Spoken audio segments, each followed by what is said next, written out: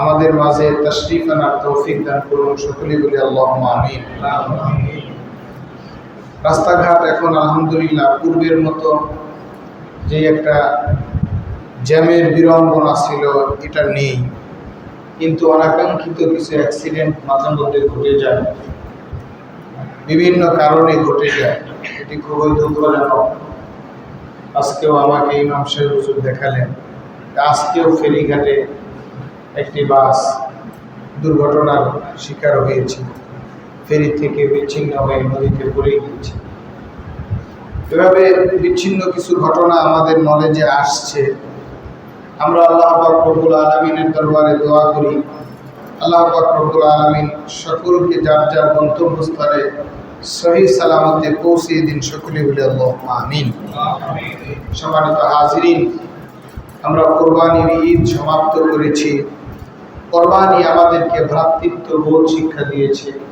কোরবানি আমাদেরকে হিংসা বিদ্বেষ নিজেদের হৃদয় থেকে নির্মূল করার শিক্ষা দিয়েছে। কোরবানি আমাদেরকে আমাদের ভিতরের পশুত্ব বোধকে কোরবানি করার শিক্ষা দিয়েছে। আমরা কোরবানি করেছি কার সন্তুষ্টির জন্য? আমরা যারা কোরবানি করতে পারি নাই, আমরাও তামান্না করেছি আল্লাহ পাক রব্বুল আলামিন আমাদেরকে যদি তৌফিক দেন তাহলে আমরাও আল্লাহর সন্তুষ্টির জন্য কোরবানি করব। ঠিক কিনা বলেন? আমরা সকলে আল্লাহর রাস্তায় কোরবানি করতে চাই কিনা? সকলে একটু জবান খুলে বলেন, চাই কিনা? আমরা আল্লাহর রাস্তায় শুধুমাত্র আল্লাহর দেওয়া সম্পদেই কোরবানি করব না, আমাদের নিজেদের জীবনকেও কোরবান করব। সকলেই বলি ইনশাআল্লাহ। আবার কোরবানির ক্ষেত্রেও কিছু কিছু বিচ্ছিন্ন ঘটনা ঘটে। আমরা আল্লাহর সন্তুষ্টির জন্য কোরবানি দেই। কিছুদিন পূর্বে, মানে এই কোরবানিতে না, এর আগের কোরবানি হলো, তার আগের কোরবানিতে এক ওই যে গরু বহন করে যে গাড়ি দিয়ে ফটফট করে মেশিনে আওয়াজ হয়, এটা আমাদের এলাকায় নসিমন বলে। এই গরু নসিমনের এক ড্রাইভার বলতেছে যে হুজুর আপনার কাছে একটা মাসালা জিজ্ঞেস করবো। আমি বললাম যে বাজার ঘাটে তো মাসালা দেওয়া মুশকিল, একটু ঠান্ডা মাথায় বাড়িতে বসে মাসালা দিলে মাসালাও সঠিক হয়, আর যিনি মাসালা শুনতে চান ওনারাও বুঝে দেন। কয় না এত কঠিন মাসালা আপনারা জিজ্ঞেস করবো না, আমি গরিব মানুষ, আমি হালকা পাতলা একটা মাসালা জিজ্ঞেস করবো। কি বলে যে আমার এই গাড়ি দিয়ে 2 বছর আগে কুরবানির গরু বহন করছে, বিল আসছে 1800 টাকা। 2 বছর আগে গরু কুরবানি দিয়ে খাইয়া আল্লাহর দরবারে কবুল করাইয়া বসে দিয়েছে, কিন্তু আমার এই 1800 টাকা ভাড়া এখনো দেয় নাই। এখন আমি আপনার কাছে মাসালা জানতে চাই, তার কুরবানি কি কবুল হয়েছে? বললাম যে উত্তর তো আপনার কাছে আছে, আপনি একটু ফাঁক দিয়ে আমাকে ঝাঁকানি দিতেছেন। বলে যে এই যে যাওয়া চাইলাম যে কুরবানি ফাঁক দিয়ে 2টা চলে গেল, এখন পর্যন্ত এখন অন্তত পক্ষে দেওয়া বলে দিল। এবছরে একজন অভিযোগ করতেছে যে কুরবানির পশুর চামড়া বিক্রি করলাম মাত্র কয়েক টাকা। একজনকে দায়িত্ব দিচ্ছি, ভাগে কুরবানি করছে, যে তুমি টাকাটা মাদ্রাসায় পৌঁছাই দেবে। এখনো পর্যন্ত মাদ্রাসায় পৌঁছায় নাই। এখন আমি তো যাই সরাসরি চাইতে পারি না, এই জন্য মাদ্রাসার যে টাকা কালেকশন করে তাকে বললাম যে তুমি আবার চাও, বলো যে ওকে দিয়ে দিতে বলছে, টাকাটা দিয়ে দেন। 2-3 বার চাইছে, দেয় নাই, ভাই আমার কাছে আছে, দিব, করে দেবো। মানে ও ভাঙ্গে গেছে, আশা করা যায় যে ও আর এই টাকা, এই কুরবানির চামড়ার টাকা মাদ্রাসা পর্যন্ত পৌঁছাবে। এখন ওর কুরবানির কি হবে আর আমাদের কি হবে? এরকম বিড়ম্বনা আমাদের সমাজে হয় কিনা? আচ্ছা, কষাই ভাড়া করে নিয়ে আসছে, কিন্তু কি করছে, কষাইয়ের বিলটা এখনো পর্যন্ত দেয় নাই। এরকম হয় কিনা? তাহলে এগুলি যদি আল্লাহর সন্তুষ্টির জন্য হয়, এই ছোটখাটো ভুলগুলি বড় বড় আমলগুলিকে নষ্ট করে দেয়। বলেন নাউজুবিল্লাহ। 2 লক্ষ টাকা 3 লক্ষ টাকার কুরবানি আল্লাহর সন্তুষ্টির জন্য নিয়ে আসলাম, সেখানে আইসে শ্রমিকের বিল মাত্র 200 টাকা 500 টাকা দিলাম না। এর চাইতে ভুল সিদ্ধান্ত আর হইতে পারে? এর চাইতে খাম খেয়ে দিয়ে হইতে পারে? এই ভুলগুলির কারণে কুরবানি হবে না। আল্লাহ পাক রব্বুল আলামিন আমাদের সবাইকে সঠিকটা বুঝার তৌফিক দান করুন। সকলেই বলি আল্লাহুম্মা আমিন। আমরা কুরবানির পশু কুরবানি করার পরে আমরা নিজেরা একা একা খেলাম না, এই গোশতটা বন্টন করে দিলাম। কেন? আল্লাহ পাক রব্বুল আলামিন বললেন ফাকুলু মিনহা ওয়া আত'ইমুল কানি'a ওয়াল মু'তা, তোমরা নিজেরা খাও, তোমাদের প্রতিবেশীদেরকে খাওয়াও, এবং যারা সায়েল করে, যারা গরিব, যারা মিসকিন তাদেরকে দাও। আমরা এগুলি সব ভাগ করে দিলাম, কিন্তু ভাগ দিয়ে ছোটখাটো ঋণগুলি রেখে দিলাম। আল্লাহ পাক রব্বুল আলামিন আমাদেরকে বুঝার তৌফিক দান করুন। সকলেই বলি আল্লাহুম্মা আমিন। আল্লাহ পাক রব্বুল আলামিন আমাদেরকে শিক্ষা দিলেন, আমার জন্য যে আমল করবা এটা তোমার শুধুমাত্র একার জন্য নয়। তুমি যে পশু কুরবানি করলা, এই পশুর কলিজা তুমি যেভাবে খাবা, তোমার আত্মীয় স্বজনকে সেইভাবে ভাগ দিবা, গরিব মিসকিন যারা রয়েছে তাদেরকেও দিয়ে দিবা। সিনার গোস্ত তুমি একা একা খাবা না, রানের গোস্ত তুমি একা একা খাবা না, এটাকে 3টা ভাগ করবা। ভাগ করে তুমি যাতে করে তামাম বিশ্বের সমস্ত মুসলিম উম্মাহ নির্ধারিত একটা গণ্ডির মধ্যে এসে সমানভাবে ঈদের আনন্দ উপভোগ করে, ভ্রাতৃত্ববোধ যাতে করে বজায় থাকে, যাতে করে একে অপরের প্রতি সম্পর্ক, সহানুভূতি, ভালোবাসা এক মাপে থাকে, সেই শিক্ষায় আল্লাহ পাক রব্বুল আলামিন আমাদেরকে কোরবানির মাধ্যমে দান করলেন। বলি সুবহানাল্লাহ। আল্লাহ পাক রব্বুল আলামিন পবিত্র কালামে হাকিমের মধ্যে ইরশাদ করে বললেন, লান তানালুল বিররা হাত্তা তুনফিকু মিম্মা তুহিব্বুন। আল্লাহ পাক রব্বুল আলামিন বলেন, ততক্ষণ পর্যন্ত তোমরা কল্যাণকামী হতে পারবে না যতক্ষণ পর্যন্ত তোমরা নিজেদের জন্য যা ভালোবাসো সেইটা আল্লাহর রাস্তায় খরচ না করো। আল্লাহ পাক রব্বুল আলামিন খরচ করার ক্ষেত্রে শুধুমাত্র আমরা মনে করি দান করাটা মসজিদে দান করলাম অথবা মাদ্রাসায় দান করলাম এইটাই দান না, শুধুমাত্র এটাই দান নয়। আমার প্রতিবেশীকে যদি অভাবী হয় তার অভাব মেটানোর জন্য আমি যে পয়সা খরচ করি সেটাও দান। বলেন সুবহানাল্লাহ।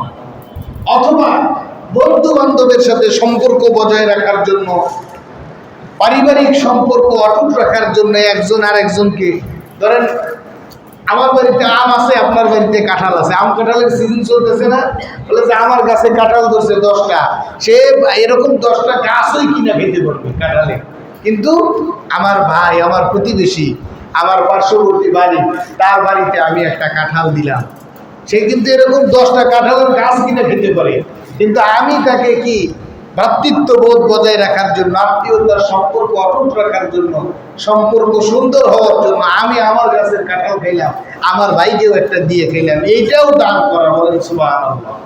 এবং এই দানকেও আল্লাহ পাক রব্বুল আলামিন অত্যাধিক পছন্দ করেন। বলেন আলহামদুলিল্লাহ। ভ্রাতৃত্ববোধ বজায় রাখার জন্য, শিক্ষা দেওয়ার জন্য আল্লাহ পাক রব্বুল আলামিন পবিত্র কালামে হাকিমের মধ্যে রাসূল আকরাম সাল্লাল্লাহু আলাইহি ওয়াসাল্লাম আহাদিস সমূহের মধ্যে আমাদেরকে শিক্ষা দিয়েছেন। আমরা কোরবানি সমাপ্ত করেছি আমাদের সামনের দিনগুলি, এই কোরবানি থেকে শিক্ষা নিয়ে কাঁধে কাঁধ মিলিয়ে ভ্রাতৃত্ববোধ বজায় রেখে এক মুসলমান আর এক মুসলমানের সঙ্গে সুসম্পর্ক বজায় রেখে সুন্দরভাবে দিন অতিক্রম করব। আল্লাহ পাক রব্বুল আলামিন আমাদের কাছে এটাই চান। বলেন সুবহানাল্লাহ। আল্লাহ পাক রব্বুল আলামিন বলেন, আশিদ্দাউ আলাল কুফারি রুহামাউ বাইনাহুম। বলেন সুবহানাল্লাহ। আল্লাহ পাক রব্বুল আলামিন মুহাম্মদ সাল্লাল্লাহু আলাইহি ওয়াসাল্লাম এবং তিনার সহচর্যে যারা ছিলেন তাদের আচার ব্যবহার কেমন ছিল, তাদের একে অপরের সঙ্গে সম্পর্ক কেমন ছিল, এটা বোঝাতে গিয়ে আল্লাহ পাক রব্বুল আলামিন বলেন, মুহাম্মাদুর রাসূলুল্লাহ ওয়াল্লাযীনা মাআহু আশিদ্দাউ আলাল কুফার। মুহাম্মদ সাল্লাল্লাহু আলাইহি ওয়াসাল্লাম এবং তার সঙ্গে যারা ছিলেন, অর্থাৎ সাহাবায়ে কেরাম রিদওয়ানুল্লাহি তাআলা আলাইহিম আজমাইন গণ যারা ছিলেন, তিনারা কাফির বেঈমানদের উপরে ছিলেন কঠোর। যেইখানে ইসলাম তাদের সঙ্গে যেই ব্যবহার করার কথা বলেছেন সেই ব্যবহারের ক্ষেত্রে এক চুল পরিমাণ ছাড় দিতেন না। কাফির বেঈমানদের ব্যাপারে তারা শীষে ঢালা প্রাচীরের ন্যায় অবিচল হয়ে দাঁড়িয়ে থাকতেন। বলি সুবহানাল্লাহ। শীষে ঢালা প্রাচীরের ন্যায় আচরণ, মানে ইসলাম যেখানে যেইভাবে যেই ব্যবহার করার কথা বলেছে সেখানে সেইভাবে সেই ব্যবহার করেছে কাফির বেঈমানদের সঙ্গে। আর নিজেদের ভাইদের ব্যাপারে তাদের সম্পর্ক ছিল কেমন? রুহামাউ বাইনাহুম, একে অপরের জন্য কোমল হৃদয় ছিল, সহানুভূতিশীল হৃদয় ছিল, সম্পর্কে অটুট ছিল। কেমন সম্পর্ক ছিল?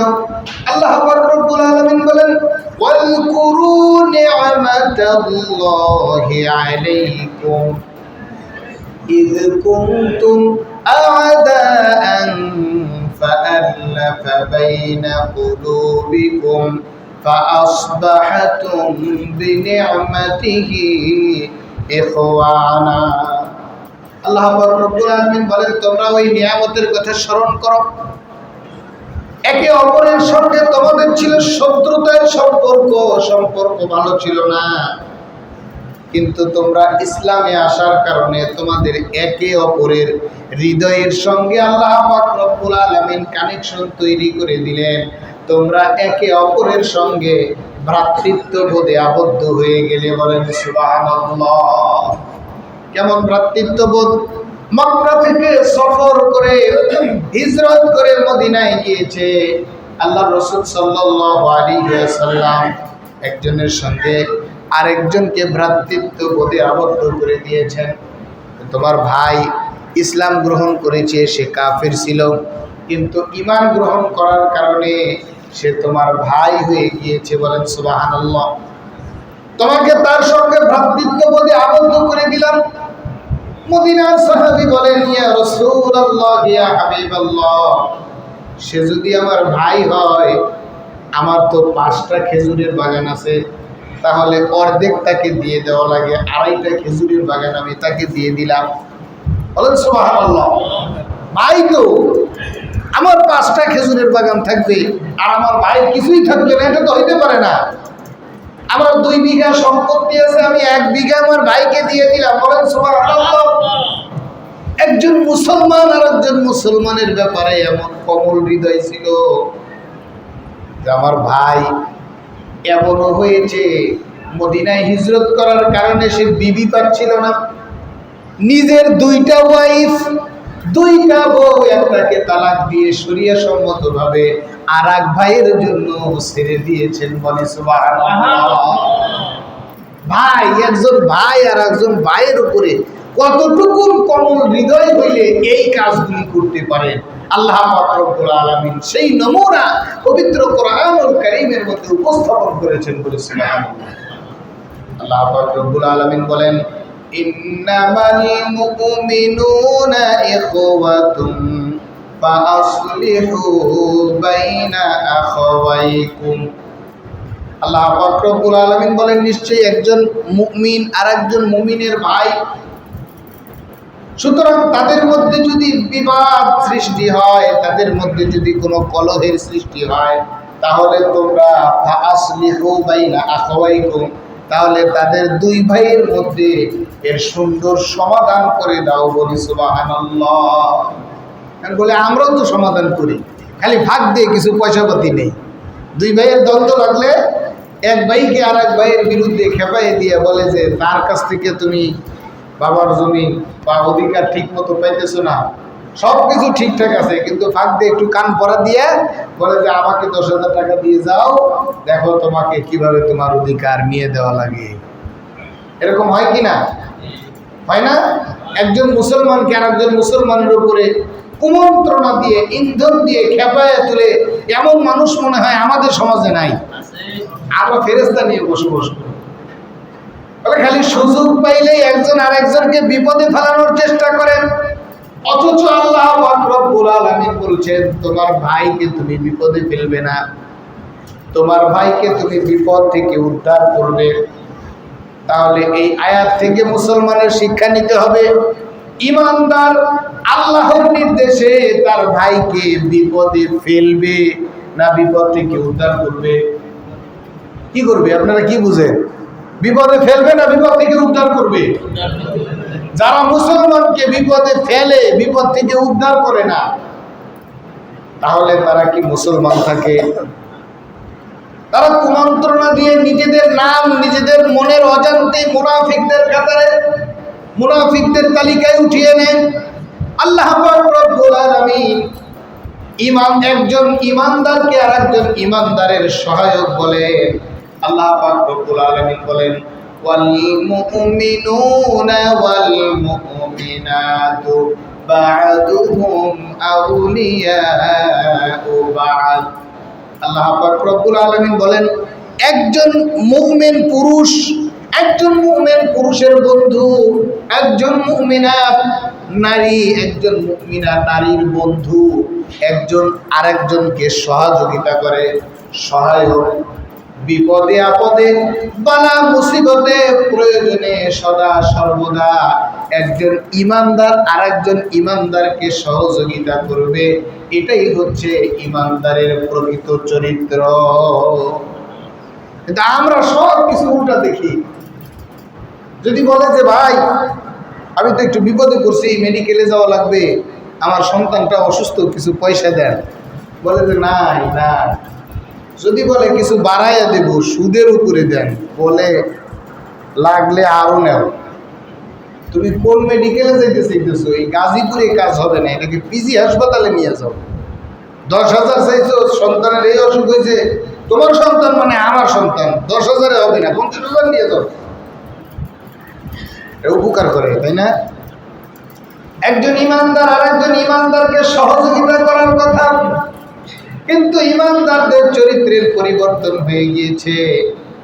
সুযোগ পাইলে, এই যে ঈদের সিজন না, ঈদের সিজনকে কেন্দ্র করেও কিন্তু মানে ইমানের পরিপন্থী কাজ আমাদের দেশে চলে।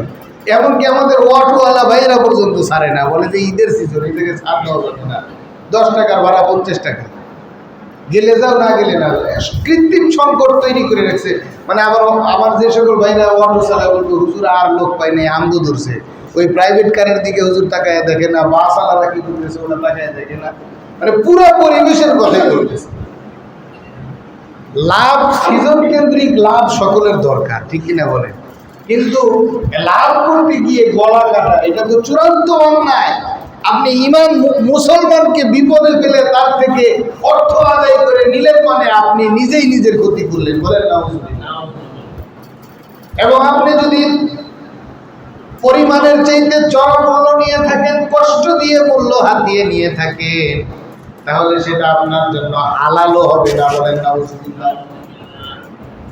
আপনি 200 টাকার ভাড়া প্রয়োজনের তাগিদে 400 করতে পারেন, কিন্তু আপনি 800 করে বসে আছেন।